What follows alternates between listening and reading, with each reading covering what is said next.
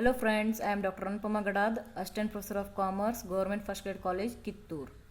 Today I am going to solve a 15 marks problem on assessment of partnership firm. 15 marks problems are similar to 5 marks problem. Format will be same, but in problem there will be given more than one head of income to calculate the total income of a partnership firm. Now let us see the problem.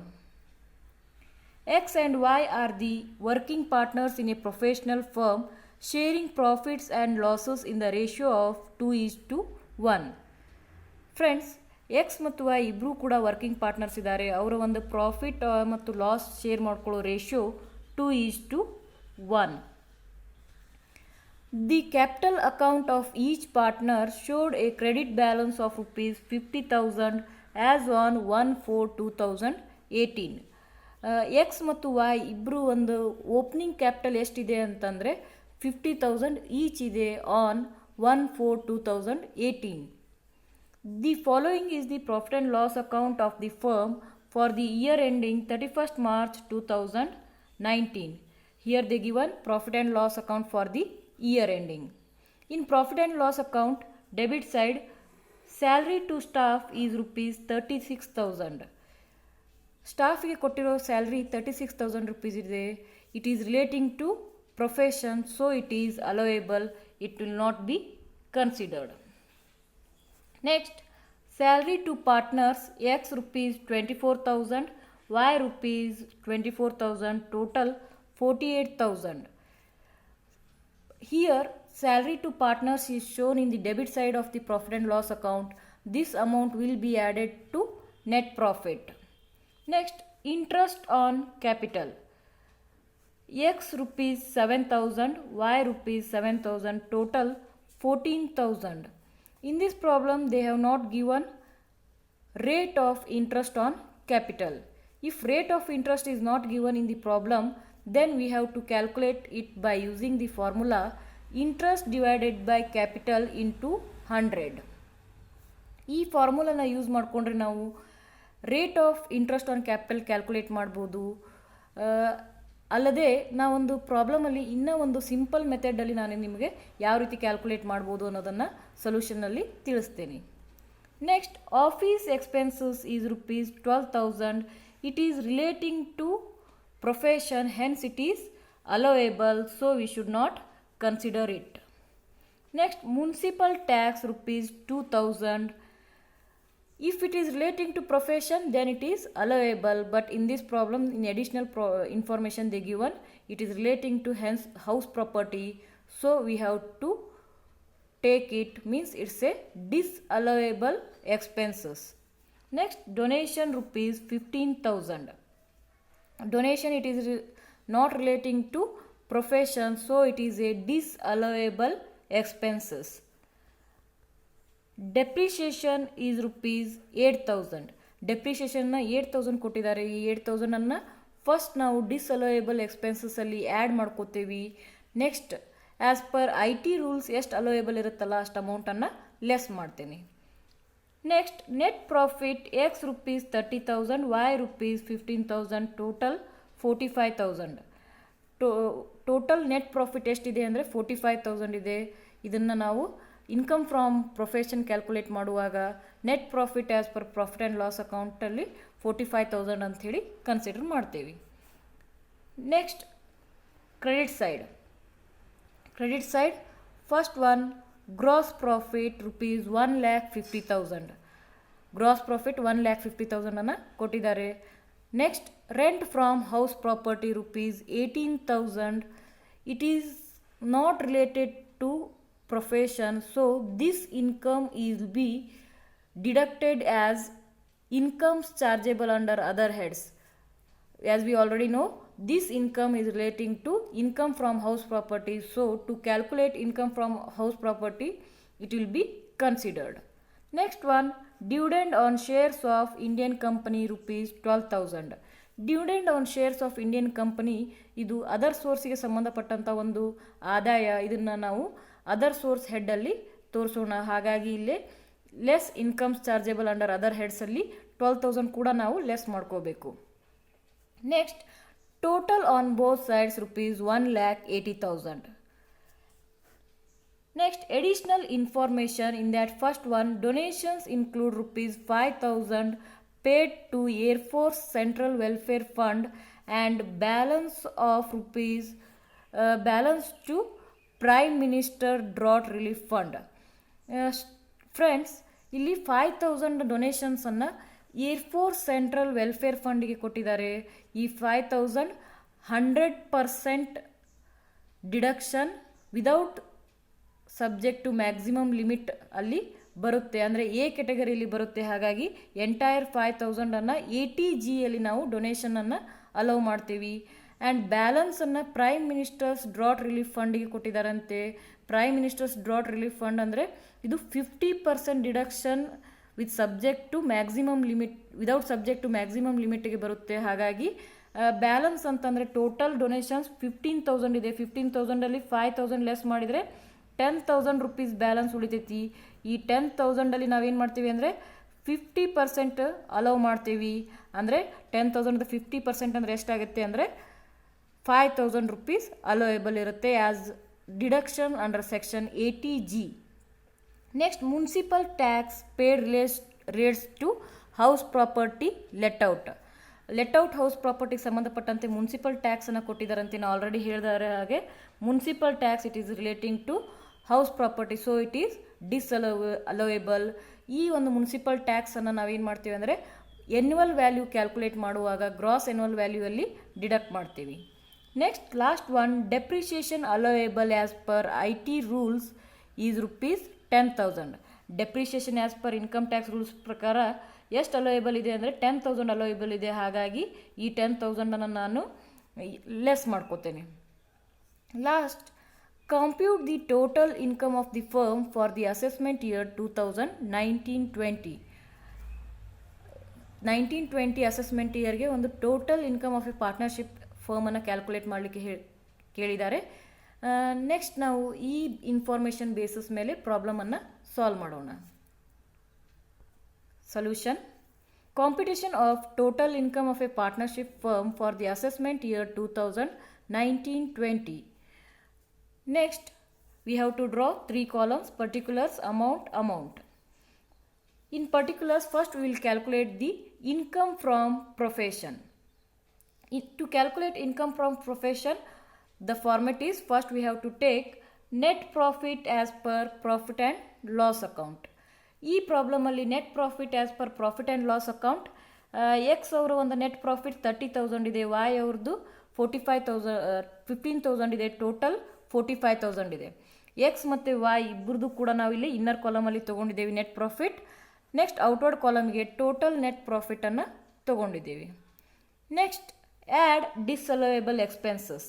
ಡಿಸ್ಅಲೋಯಬಲ್ expenses ಯಾವಿದಾವೆ ಅವನ್ನ add ಮಾಡಬೇಕು. ಇಲ್ಲಿ ಪ್ರಾಫಿಟ್ and loss ಅಕೌಂಟಲ್ಲಿ ಕೊಟ್ಟಿರೋದ್ರಲ್ಲಿ municipal tax, donations, depreciation, ಇವು ಮೂರು ಕೂಡ ಡಿಸ್ಅಲೋಯಬಲ್ ಎಕ್ಸ್ಪೆನ್ಸಸ್. ಇವು ಮೂರನ್ನು ಕೂಡ ನಾನು ಏನು ಮಾಡ್ತೀನಿ ಅಂದರೆ ಫಸ್ಟು ಆ್ಯಡ್ ಮಾಡ್ಕೊತೀನಿ. Next depreciation as per IT rules ಎಷ್ಟು ಅಲೋಯಬಲ್ ಇರುತ್ತೆ ಅಷ್ಟು ಅಮೌಂಟನ್ನು ಲೆಸ್ ಮಾಡ್ಕೊತೀನಿ. ಇಲ್ಲಿ ನೀವು ನೋಡ್ಬೋದು ಮುನ್ಸಿಪಲ್ ಟ್ಯಾಕ್ಸ್ 2,000 ತೊಗೊಂಡಿದ್ದೀನಿ, ಡೊನೇಷನ್ 15,000, ಡೆಪ್ರಿಷಿಯೇಷನ್ 8,000 ತೊಗೊಂಡಿದ್ದೀನಿ. ಇವೆಲ್ಲವೂ ಕೂಡ disallowable expenses. Next, excess of interest on capital as per IT rules under section 40B.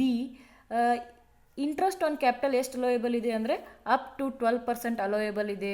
ಈ ಪ್ರಾಬ್ಲಮಲ್ಲಿ ಪರ್ಸೆಂಟೇಜ್ ಕೊಟ್ಟಿಲ್ಲ, ಹಾಗಾಗಿ ನಾವೇ rate of interest on capital ಕೊಟ್ಟಿಲ್ಲ. ಅಂದರೆ ಯಾವ ರೀತಿ ಕ್ಯಾಲ್ಕುಲೇಷನ್ ಮಾಡ್ಬೋದು ಅನ್ನೋದಕ್ಕೆ ಇಲ್ಲಿ ಒಂದು ಸಿಂಪಲ್ ಮೆಥಡನ್ನು ನಾನು ನಿಮ್ಗೆ ತೋರಿಸಿದ್ದೀನಿ. ನೀವು ನೋಡ್ಬೋದು excess of interest on capital.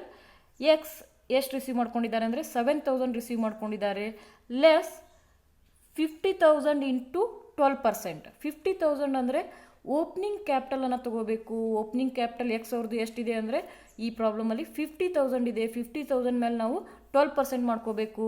50,000 ಮೇಲೆ 12% ಮಾಡ್ಕೊಂಡ್ರದು 6,000 ಬರುತ್ತೆ. 7,000 ಮೈನಸ್ 6,000 ಈಕ್ವಲ್ ಟು 1,000. 7,000ಅಲ್ಲಿ 6,000 ಲೆಸ್ ಮಾಡಿದರೆ 1,000 ಬಂತು.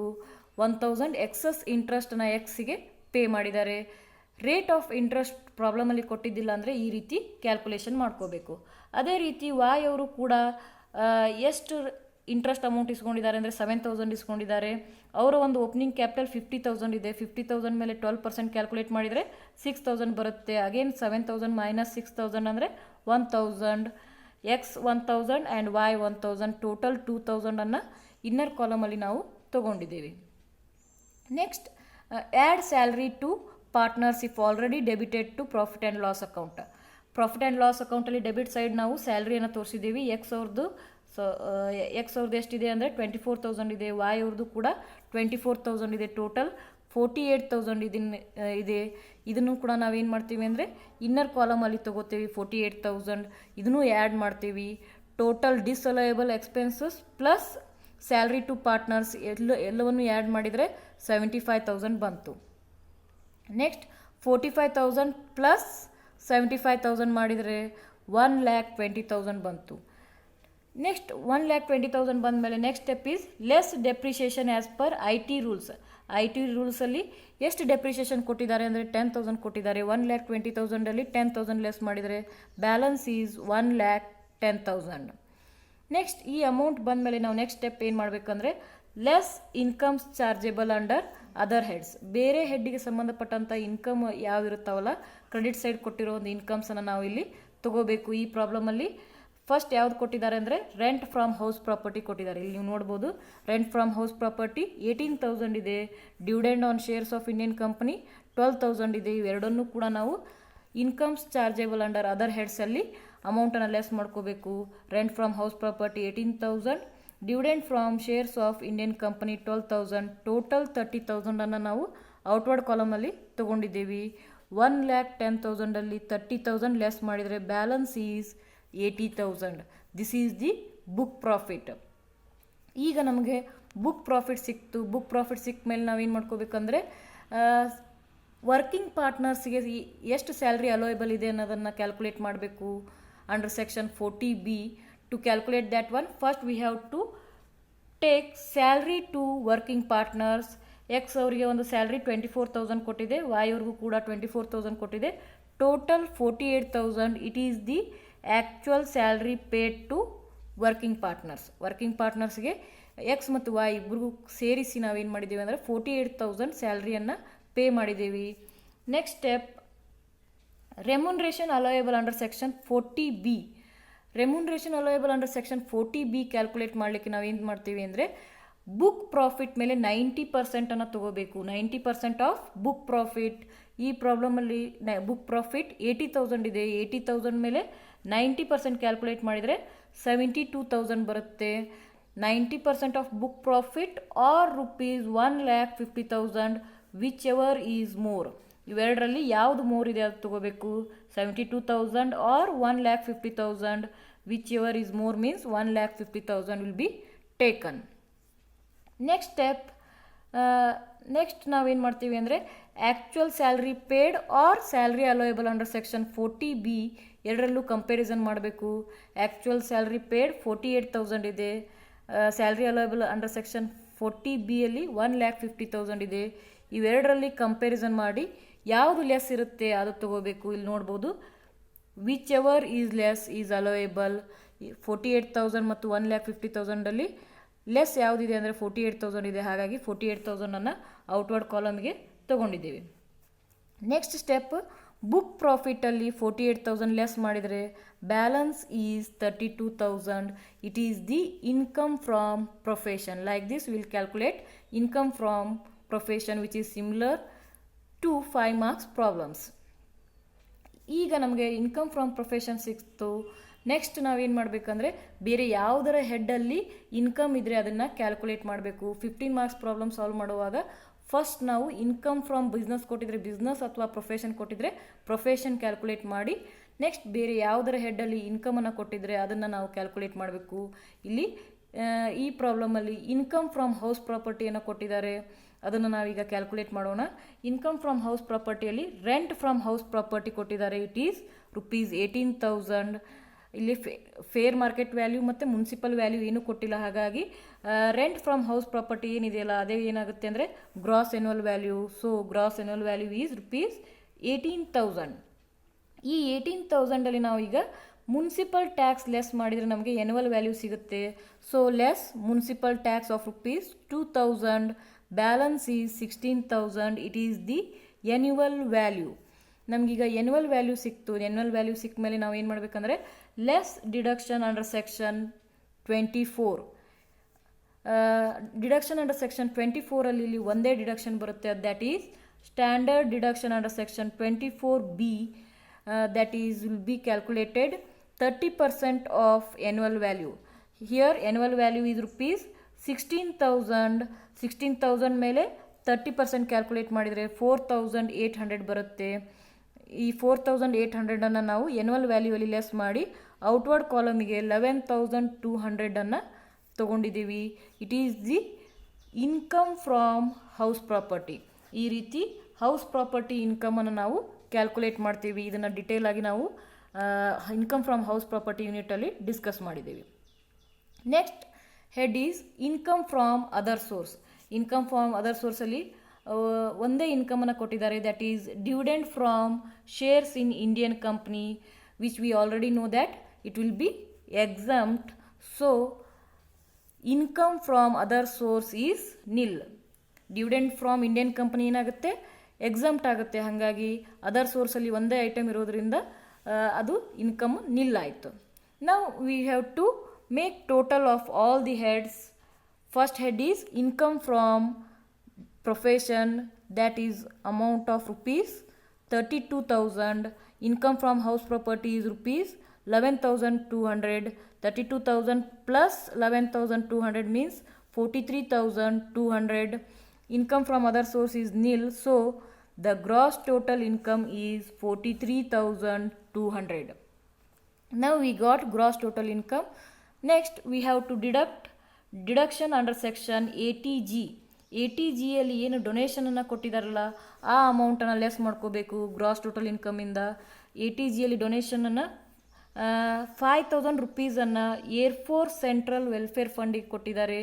ಏರ್ಫೋರ್ಸ್ ಸೆಂಟ್ರಲ್ ವೆಲ್ಫೇರ್ ಫಂಡ್ 80Gಯಲ್ಲಿ ಕೆಟಗರಿ ಎ ಸೆಕ್ಷನಲ್ಲಿ ಬರುತ್ತೆ. ಅಂದರೆ 100% ಡಿಡಕ್ಷನ್ ವಿದೌಟ್ ಮ್ಯಾಕ್ಸಿಮಮ್ ಲಿಮಿಟಲ್ಲಿ ಬರುತ್ತೆ. ಹಾಗಾಗಿ 5,000 rupees ಏನಿದೆಯಲ್ಲ 100% ಅಲೋಯಬಲ್ ಇದೆ, ಎಂಟೈರ್ 5,000. ನೆಕ್ಸ್ಟ್ ರಿಮೈನಿಂಗ್ ಬ್ಯಾಲೆನ್ಸ್ ಅಮೌಂಟನ್ನು ಪ್ರೈಮ್ ಮಿನಿಸ್ಟರ್ಸ್ ಡ್ರಾಟ್ ರಿಲೀಫ್ ಫಂಡಿಗೆ ಕೊಟ್ಟಿದ್ದಾರೆ. 15,000ಅಲ್ಲಿ 5,000 ತೆಗೆದ್ರೆ ಬ್ಯಾಲೆನ್ಸ್ ಈಸ್ 10,000.